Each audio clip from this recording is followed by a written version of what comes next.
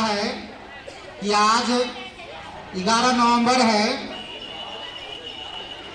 11 नवंबर को आज अबुल कलाम आजाद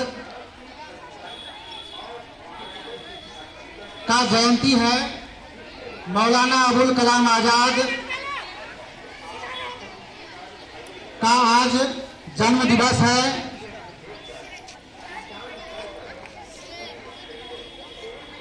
मौलाना अबुल कलाम आजाद के जन्म दिवस को हम लोग राष्ट्रीय शिक्षा दिवस के रूप में मनाते हैं।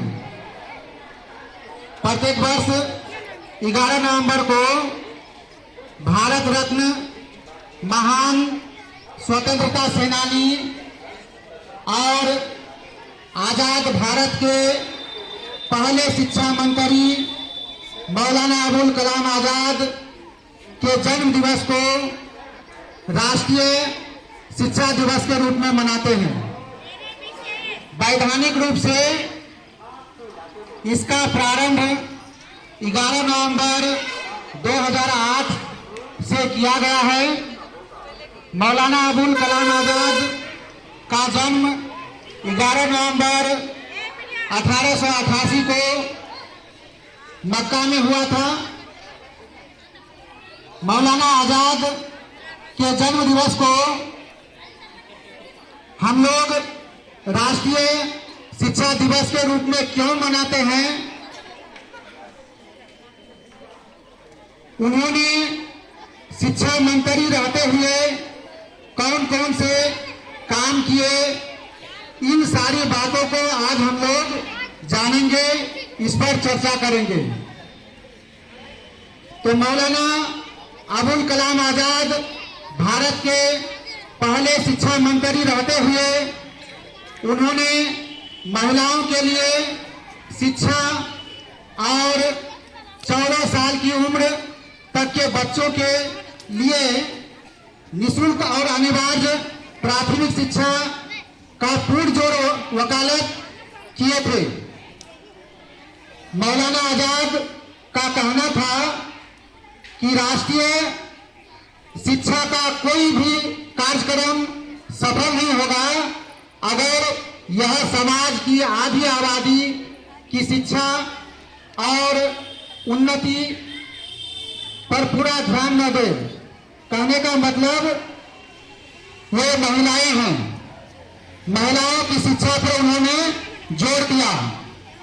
उन्होंने यह भी कहा था कि हमें एक पल के लिए भी यह नहीं भूलना चाहिए कि हर व्यक्ति को यह जन्मसिद्ध अधिकार है कि उसे बुनियादी शिक्षा मिले, क्योंकि इसके बिना वह पूर्ण रूप से एक नागरिक के अधिकारों का निर्वहन कर पाता है।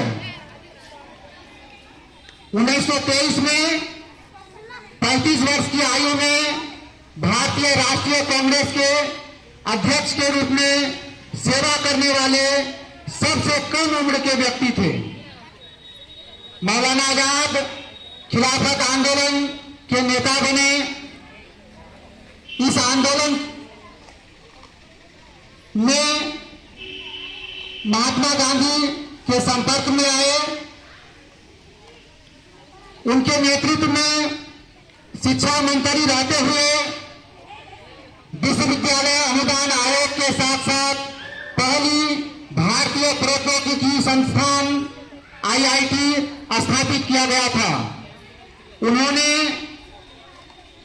भारतीय विज्ञान संस्थान बेंगलोर और दिल्ली विश्वविद्यालय के प्रौद्योगिकी के विकास पर भी जोर दिया था। उन्होंने देश में शिक्षा और संस्कृति को बढ़ावा देने के लिए संगीत, नाटक अकादमी, साहित्य अकादमी और ललित कला अकादमी की स्थापना की। तो ऐसे महान विभूति थे मौलाना अबुल कलाम आजाद। आज वो इस दुनिया में नहीं है, लेकिन उनकी यादें अमर